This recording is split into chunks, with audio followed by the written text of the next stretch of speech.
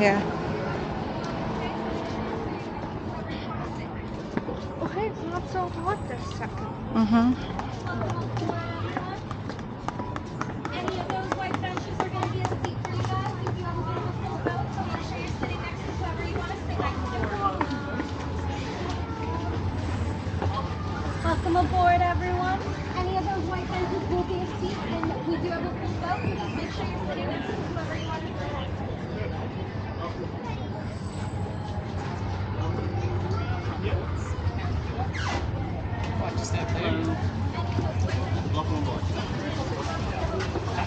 We can hear from.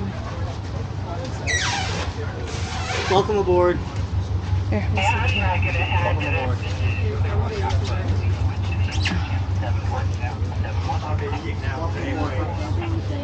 Anywhere you like. That benches up front too.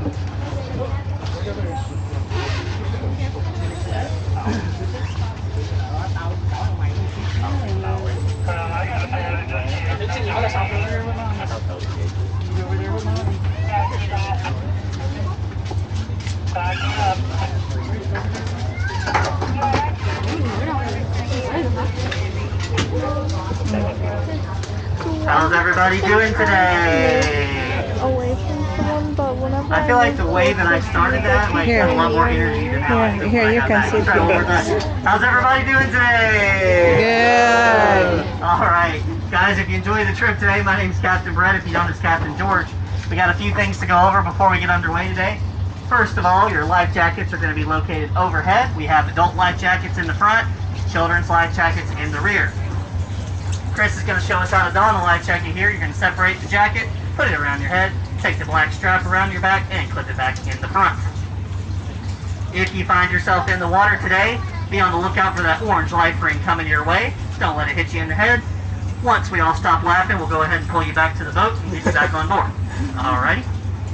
Just to keep anybody from going overboard today, folks, we want to make sure nobody is standing on the benches. If the little ones need to kneel, that's fine, but no standing at any time. Fire extinguishers are located in the rear of the boat as well as underneath the helm. As we are backing out of the slip today, make sure everybody keeps your hands, feet, and all other objects inside the boat. Once we get past the pilings that are behind us, you can, make yourself comfortable and move about the boat. Am I forgetting anything? Alrighty, guys, as we back out of the slip, we're going to sound the horn 3 times. If you're sensitive to loud sounds, please cover those ears for me. Alright. Let's try boat drive. Here, hold. New Jersey. How about you guys? Arkansas. Arkansas. How about over here? Orlando. Nice. Minnesota. Cool. And Chance, you're also Floridian, right? And Chris, you are too, right? And Captain Brett, you're from Tennessee. So it looks like we got people from all over today. For those of you guys who are here on vacation, I hope you're enjoying your time here in the beautiful Clearwater. But for now, you guys are more than welcome to sit back and relax. Once we make our way under this little bridge, we'll officially be in Clearwater Bay proper.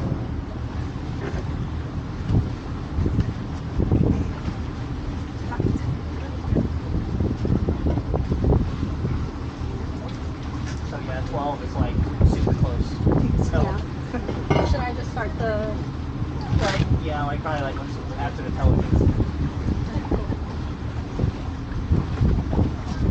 Chance, we're doing this one here. I thought Chance was driving the boat, no. I mean, we can try that combo si alacas for us.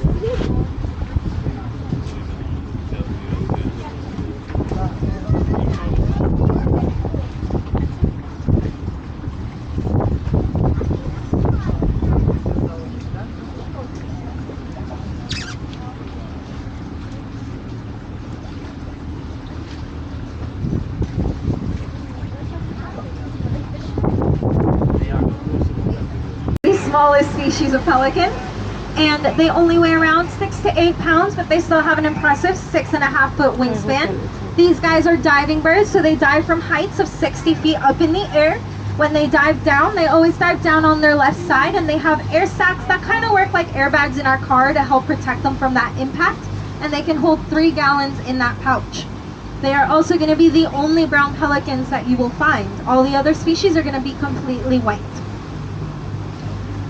Now we are going to be pulling up, oh, there's another one. There you go. So we are going to be pulling up to our first spot here pretty soon. That is going to be our net pull location. So that green net up at the front is called an otter trawl net. This is going to be a cone-shaped net. It's got a 10-foot wide mouth. It's got chains on the bottom. It floats on the top. When we do our net pull, we are unable to predict how many species or fish we are going to get in our net pull. It could be 3, it could be 300. It's all part of science. And when we do our net pull, we are not going to be able to see what is exactly in there until we pull the end of that cone out, because everything is going to go down to the end of it. We have a permit from Florida Fish and Wildlife that allows us to do this kind of data collection. Our permit allows us to pull for 20 minutes, but we're only going to be pulling for 2 minutes today, and there's a couple of reasons for that. One, if we were out here pulling for 20 minutes, you guys would be extremely bored.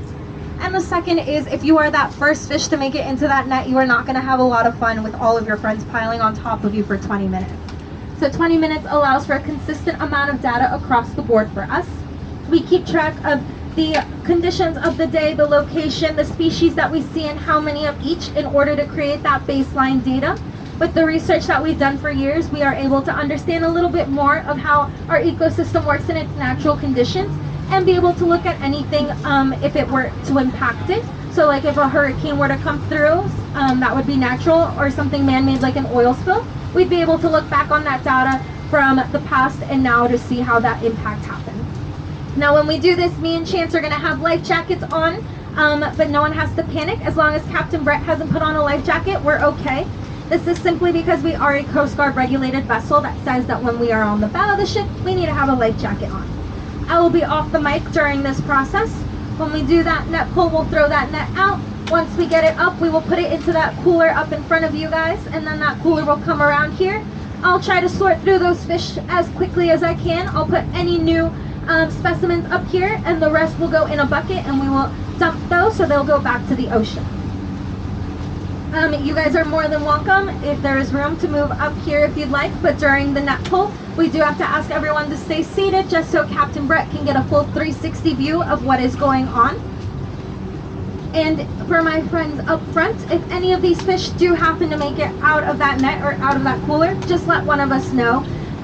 We don't want you guys to reach for the fish because some of them bite, some of them have sharp spines, and we wouldn't want anyone to get hurt.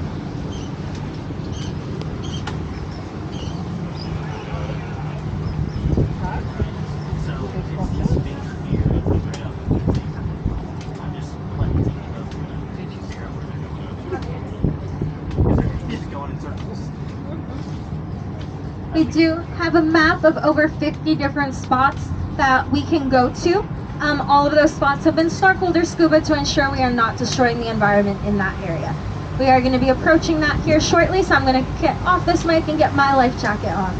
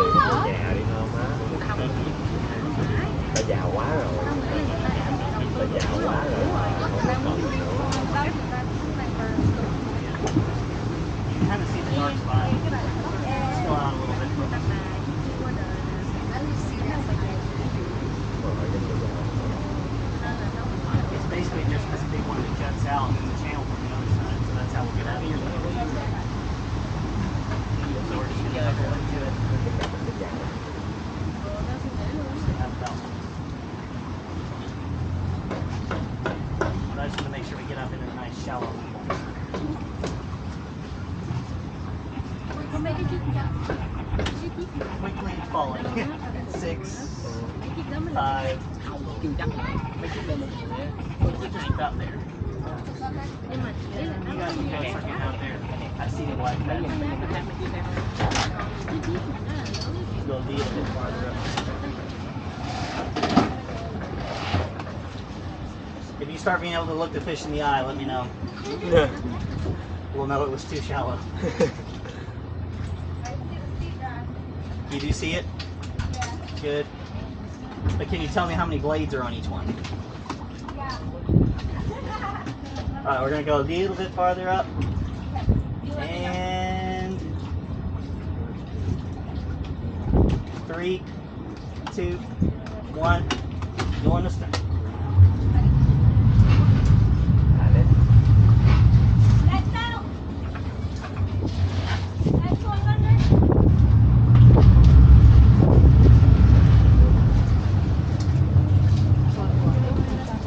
Coming out.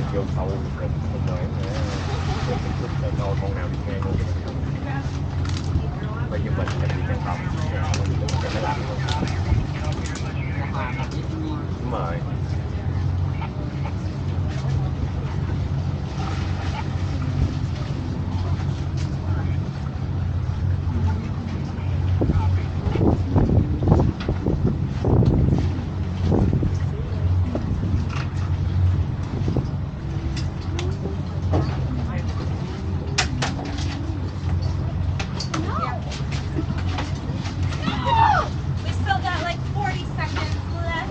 Is there anything anyone wants to catch in particular? Walrus. I don't know if we'll catch a walrus, but fingers crossed. Chance wants to catch a tonguefish. That's a type of flounder. We'll see if we can get that for enough.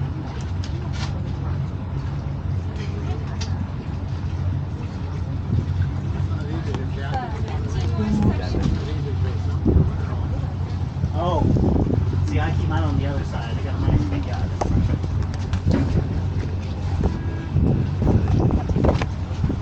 Now when you got that money, you're not even counting.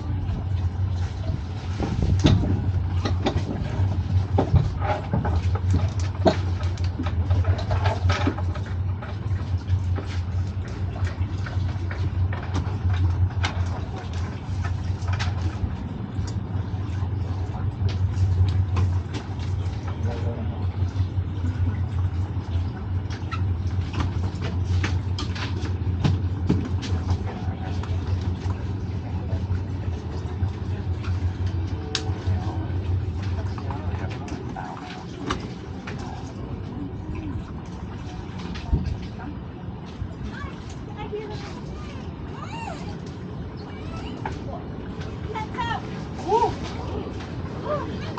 We got a lot in there.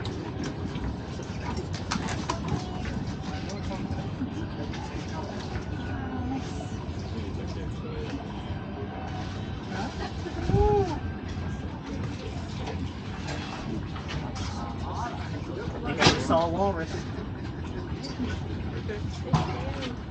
It's always in the narwhal.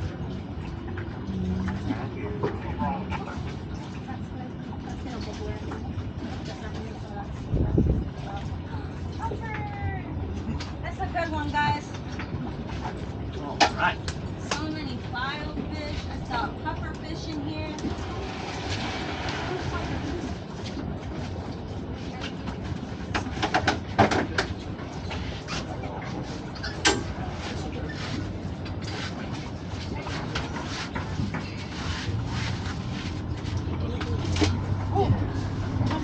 Can you take that? 2.9. That's how I like it. What was it? 160 or 149, sorry.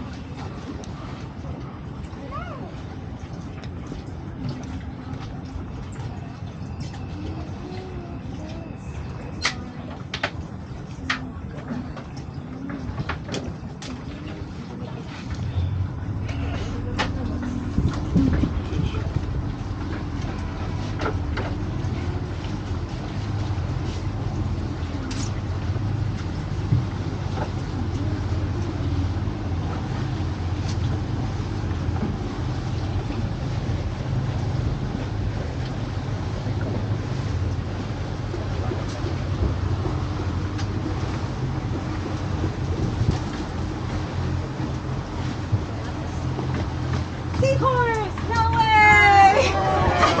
Yes! I was just saying this morning, we've never caught one on one of my trips. Oh my god, really? Everybody else catches seahorses for me. Ah. Man, that was a nice sized seahorse. Usually they're a little tobacco.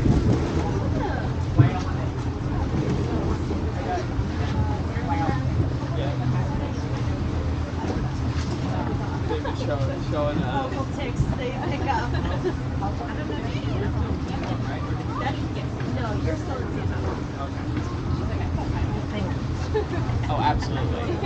You guys are the best. I haven't said that before.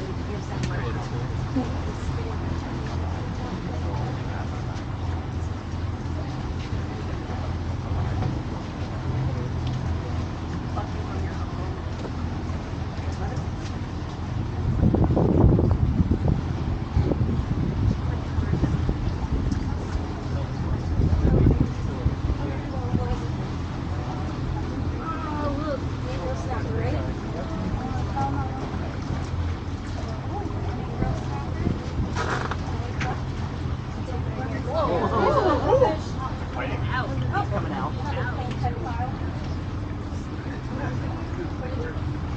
just need to figure out which direction to swim and then you're out of there. Just shoot out. Just shoot out.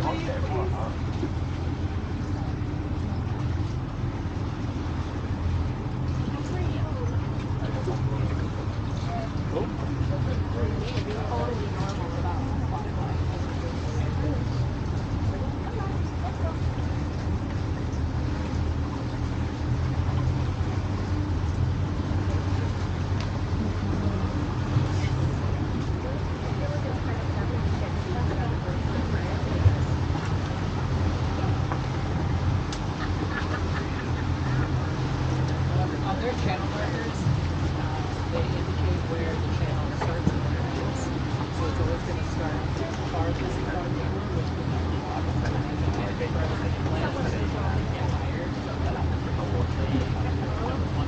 Yeah.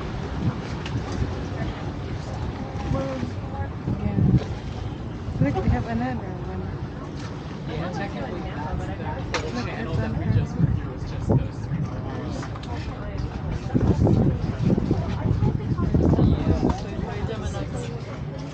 On one of those. Look, we just Another channel that's going this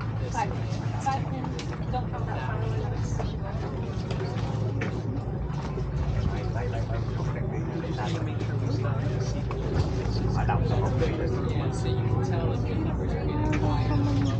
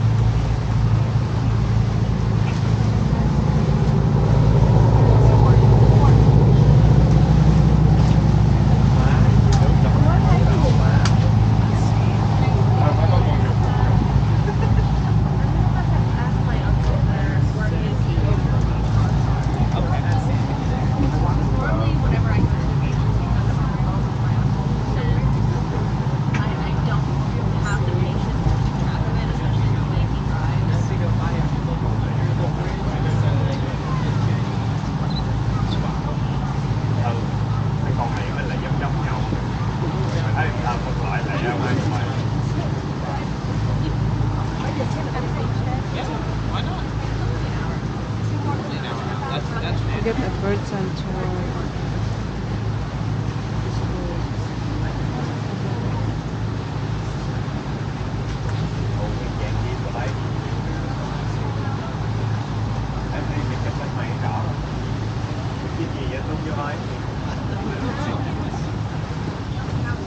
Câu hay là cái lên kênh hay là gì đó.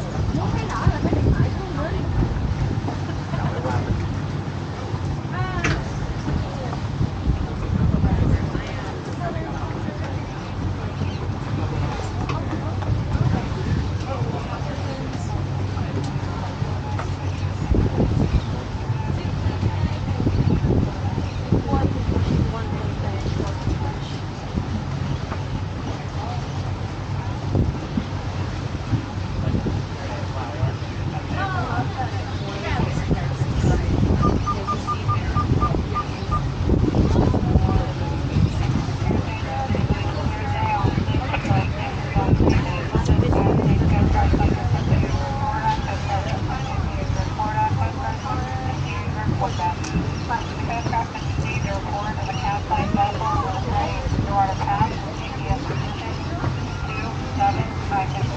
So that's pretty amazing.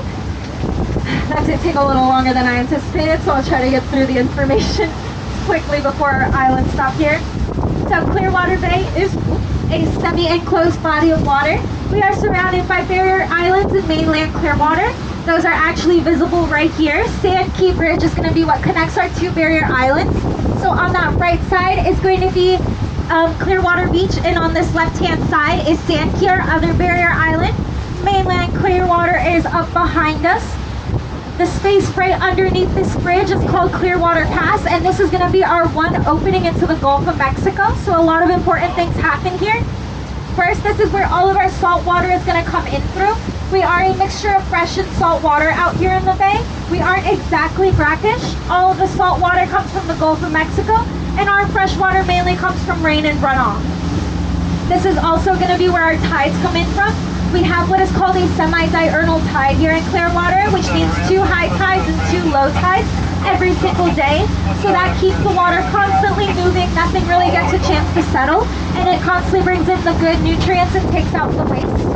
This is also going to be where all of our marine life comes in through. So all of our dolphins, stingrays, sharks, manatees, sea turtles, all come in from the Gulf, in through Clearwater Pass and into Clearwater Bay.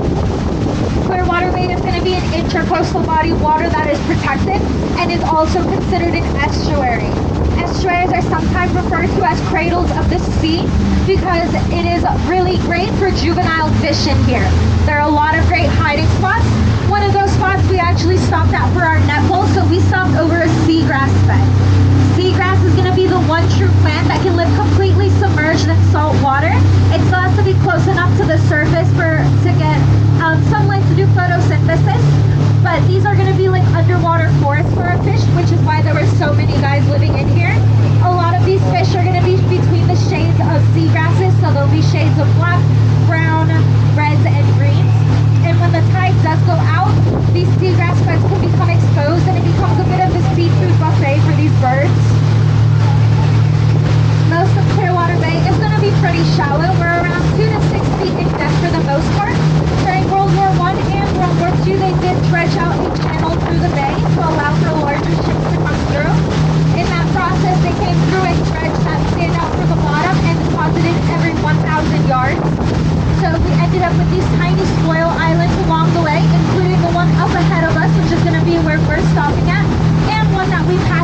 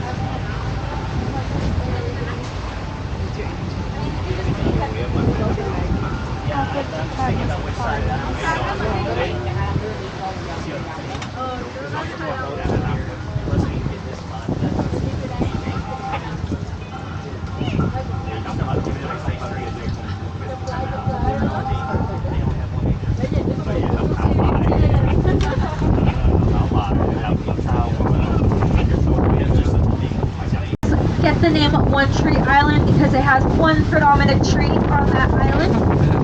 One tree. And if you guys do get lost while you're exploring, Google Maps does work out here.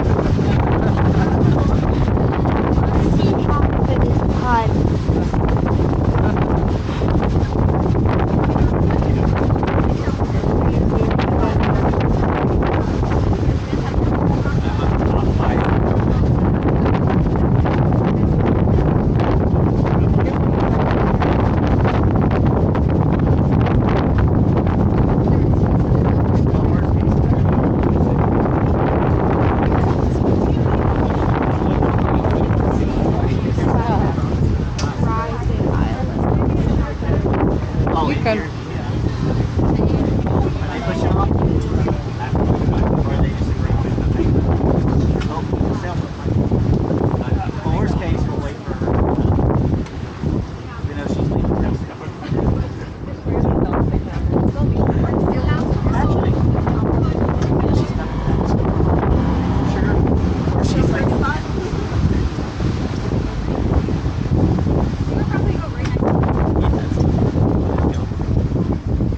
but they have a pretty small skipper, it looks like.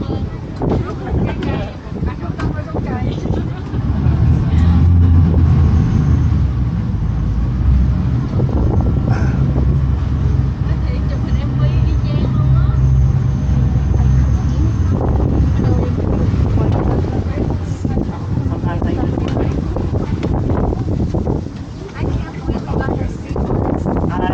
it's a big seahorse. I thought it was gonna be like this. No, you got a big seahorse. And this island's gonna be underwater. Think about how far the grass usually is. Yes, at 3:30, so we're not even quite there yet. So we might be swimming on our next trip.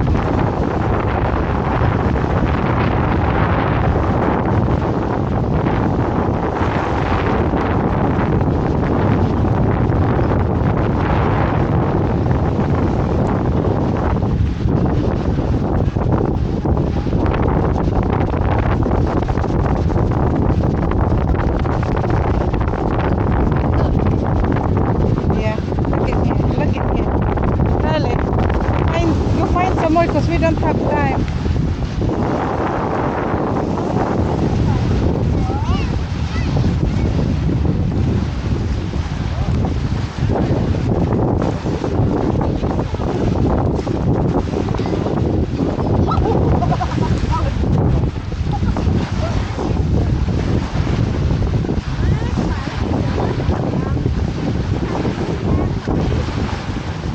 Oh my goodness. Okay. Find some more here, huh? Here, huh? Kylie, look. Kylie.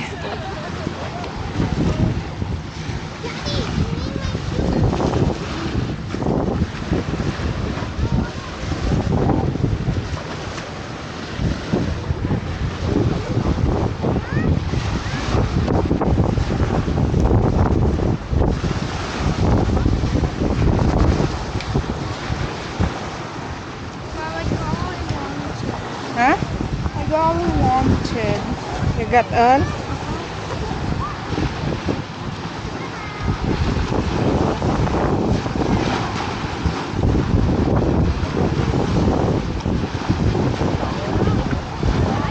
It's cold?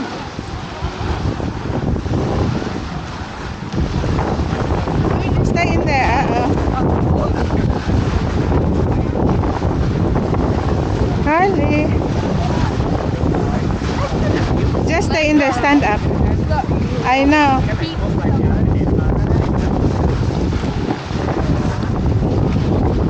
Look in here. Stand up over there.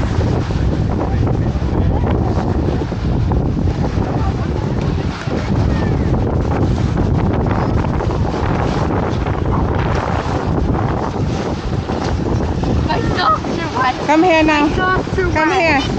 But my socks Come are here. wet. Can I take Here. my shoes to let them dry? Yeah, you can. No, you don't because we were going. It's okay.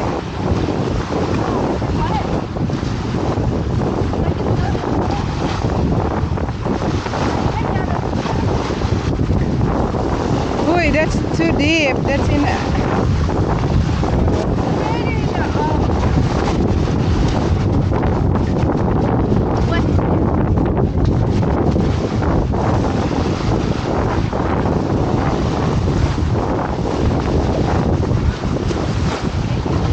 Boy.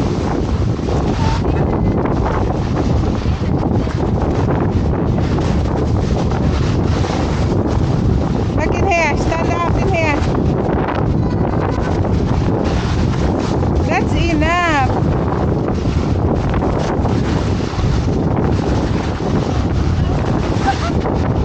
Come here na, cause they will na. Come here. Bye one island, one tree island. Say bye. Wait. No, say bye.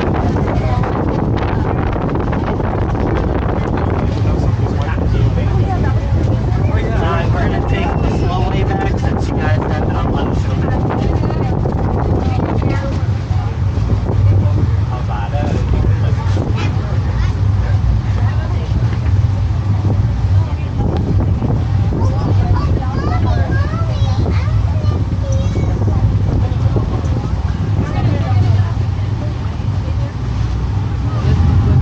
Welcome back, everyone. I hope you guys enjoyed your time on the island. We are going to get started with our show and tell here in just a second. If you guys did pick up any shells on the island, I have some cool little tips for you guys. Sometimes you'll get a little bit of a funky smell from those shells, so something you can do is actually put them in either chlorinated water, bleach water, or diluted vinegar water. You want to leave it there overnight. Afterwards, you guys can, or the next day, you guys can take those guys out and you will put in oil, something like a coconut oil on it, and it'll make it nice and shiny, like the ones that you get in the store. But once I get my fish out of here, we'll get started with our show and tell.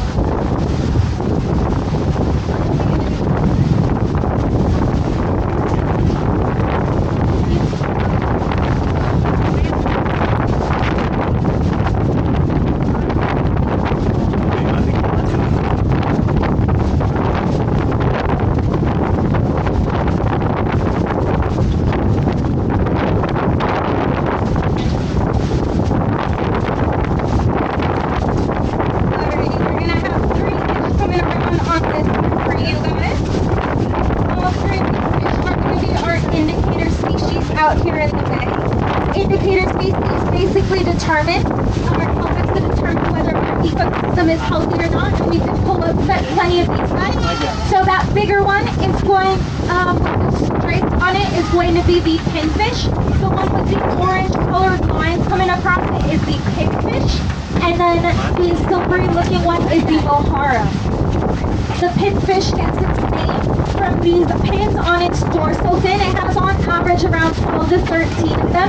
And he'll put them up whenever there's any kind of predators or anything around. That pigfish gets its name from a croaking sound that he makes underwater. He kind of sounds like a pig. And they'll do this by crushing those pyramidal teeth in the back together to make that grunting noise.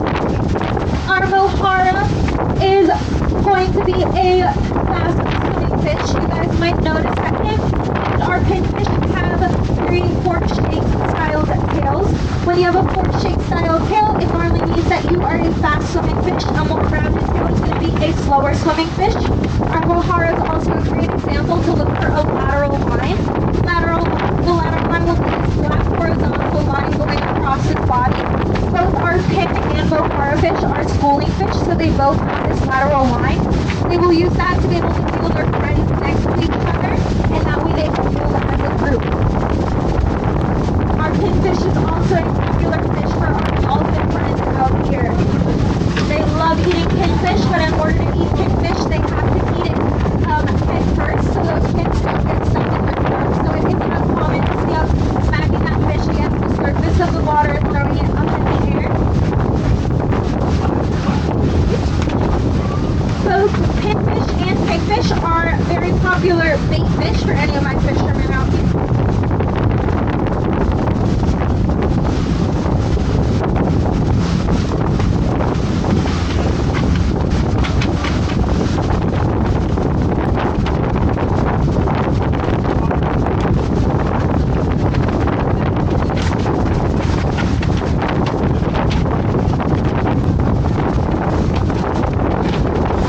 There's water getting into my face.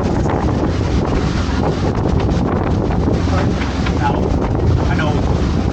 Most of the time, I don't you say?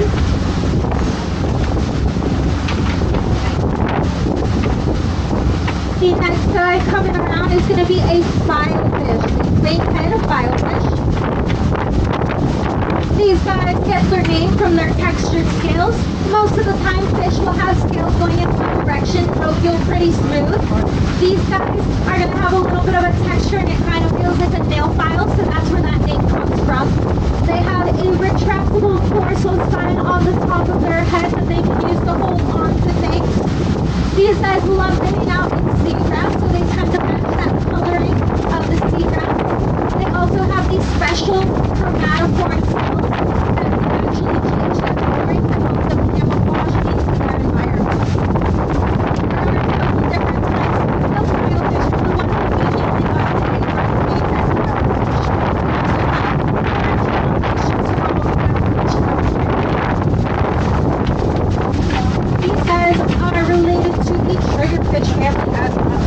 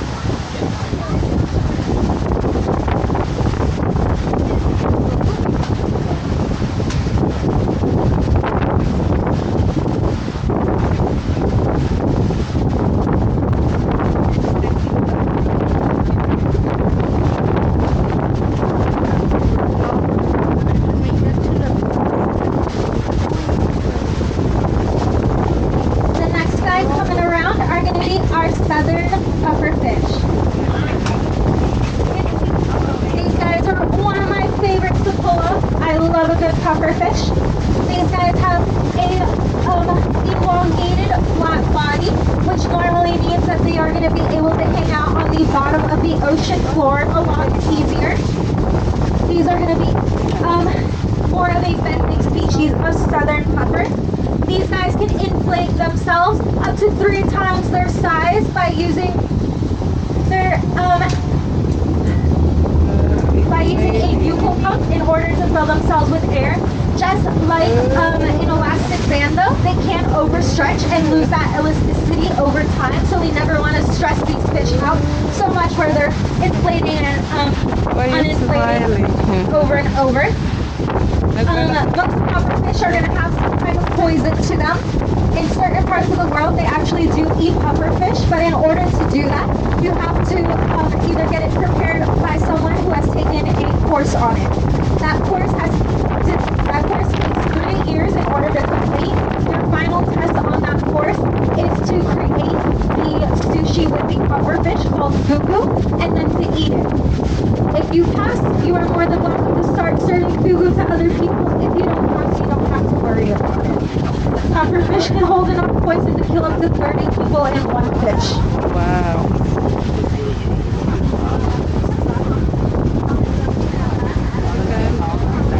That's the little one.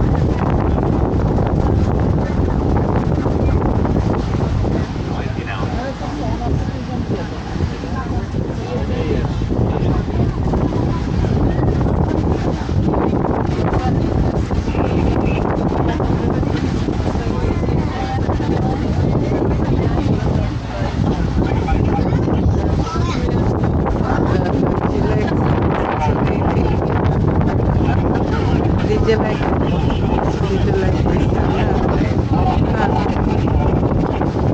I think it's getting seasoned. No, literally.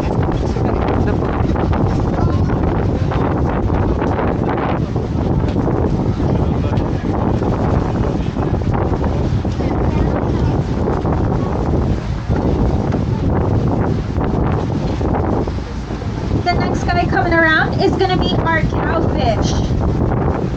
Sorry, I'm trying to get out of your way. This is going to be one of our box fishes out here. These guys are made out of bony clay, so they're not exactly the most appetizing to other animals.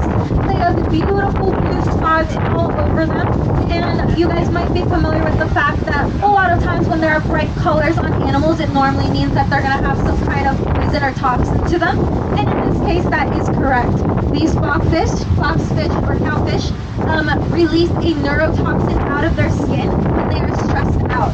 So whenever we do get these guys in our net pool, we have to put them in a separate container, just in case he were to stress out, and if we were to put him in the aquarium, he might kill all of my fish. These guys are a lot of fun to pull up. They're a very cool little color. They get their name from those 2 protruding bones that come out of their front of their head, where the name cow comes from.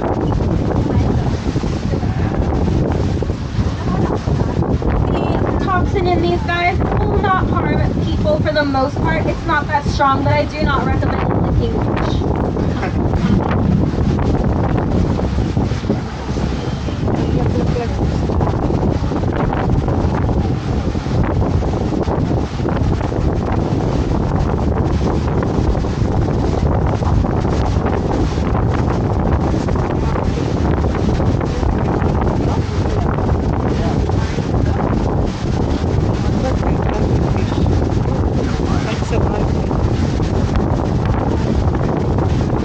Very ugly. Why you smile? It's just funny. And half of everybody is That's very ugly fish.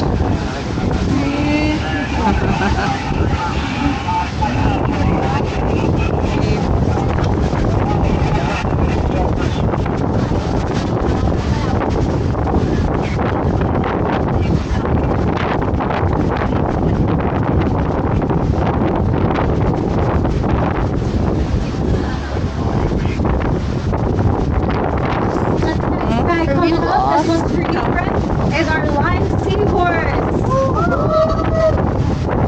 Now, seahorses are not going to be very good swimmers. That's most of the time they only hold on to eelgrass or mangrove roots to hang out, which is why he's got some seaweed in there for him so he's a little more comfortable.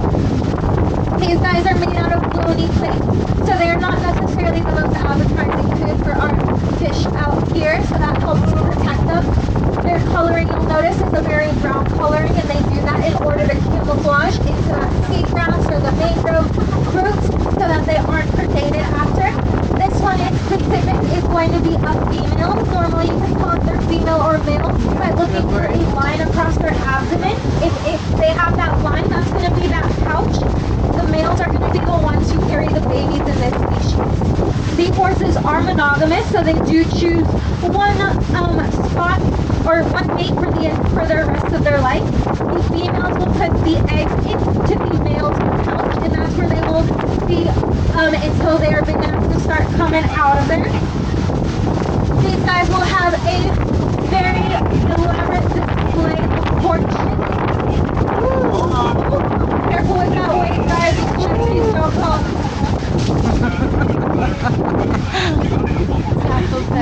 And since these guys, or since this species does have a mate and is monogamous, whenever we are done with our last shift, the person will have to go back to that exact same spot where we pulled him out from, just in case he has his mate where she has her mate there waiting for her.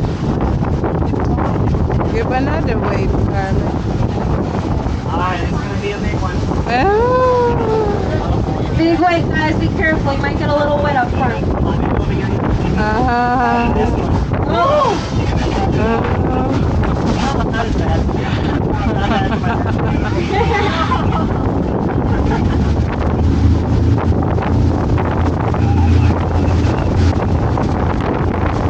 That's scary.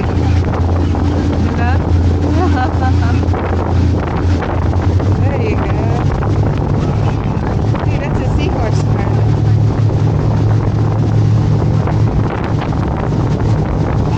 Got it. Okay, thank you.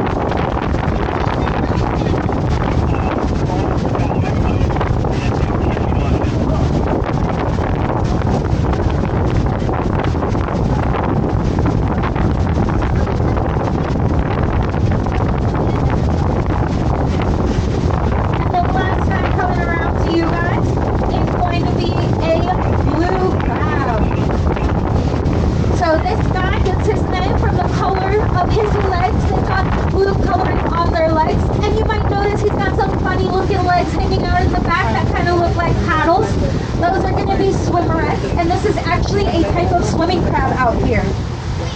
They will use those swimmerettes to help propel themselves through the water and occasionally try to escape my container. These are a popular crab for people to eat. Some of you guys may have eaten blue crab before, and we are still, I believe, towards the end of our blue crab season. So any of those white floats that we've been passing by are normally blue crab traps. These guys can also lose a leg to predation. So if a predator were coming after them, they could give up one of those legs, and eventually they will regrow it after several molts.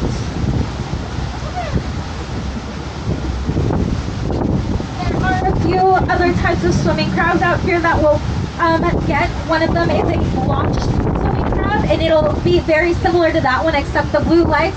It'll have a blotchy carapace on the top. And then the last swimming crab that we'll get here, which is my favorite, is called the pass crab. And instead of blue legs, they actually have purple legs. And it's a very pretty sight. And as chance comes around with that last guy, does anyone have any questions about anything that you guys have seen, haven't seen, or about the aquarium that I can answer for you guys?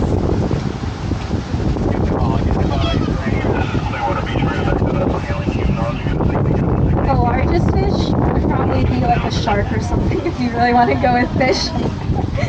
But a lot of the animals within Clearwater Bay are going to be pretty small for the most part, just because we are so shallow. It doesn't really allow for like the bigger species to come in. Like we do have sharks in here, but they're like little sharks. It's either like baby sharks or something like a bonnet head. They only get to around 3 to 4 feet in length, so they're not very big and they can handle this just fine. The bigger predators you'll find out in the Gulf. Have you ever pulled up either the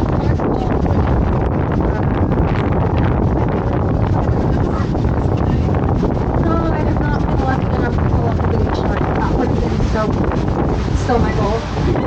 I What? love sharks. No,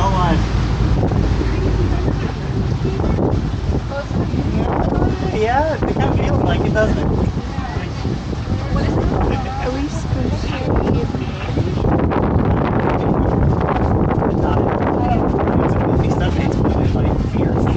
Yeah, it comes on 340 that it actually hits. Like 340 something, so I don't write it down.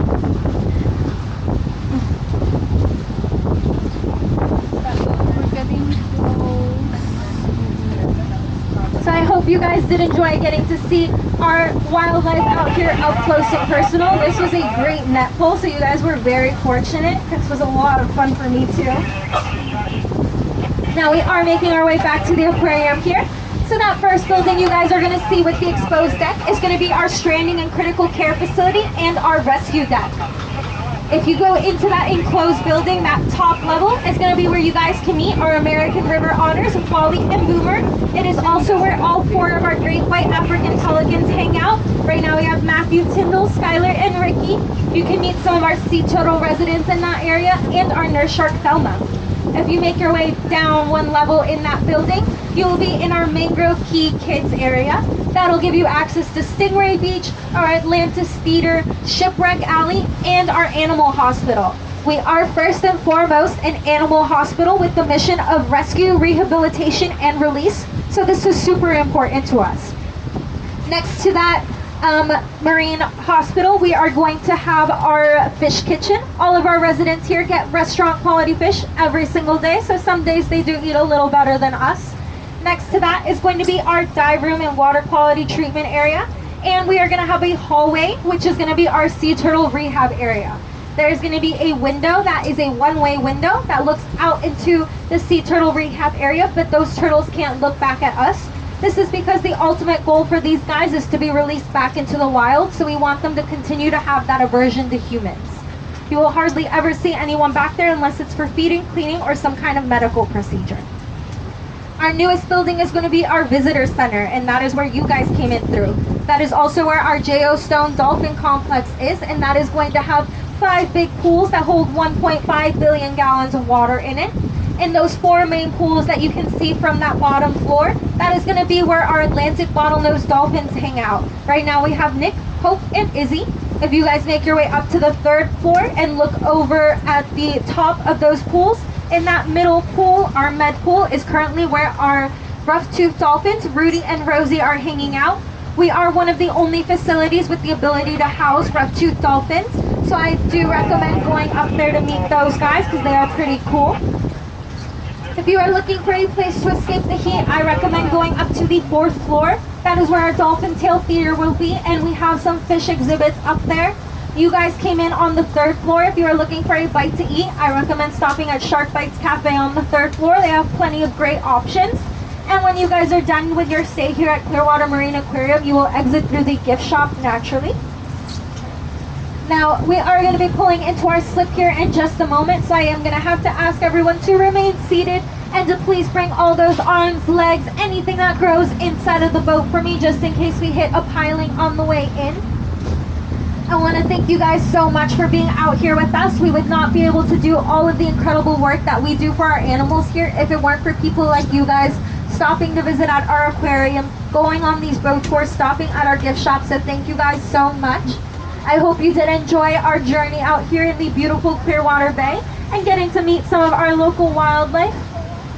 Once we pull into that slip, we will let you guys know when it is time to disembark, and we will be heading back through those double doors just like we came out. Our crew and staff does work for gratuities. They are never required but greatly appreciated. There's a box on the helm in front of Captain Brett if you feel so inclined to do so. But once again, I want to thank you guys so much for being here, and I hope you guys enjoy the rest of your stay here at Clearwater Marine Aquarium. Thank you guys. Woohoo!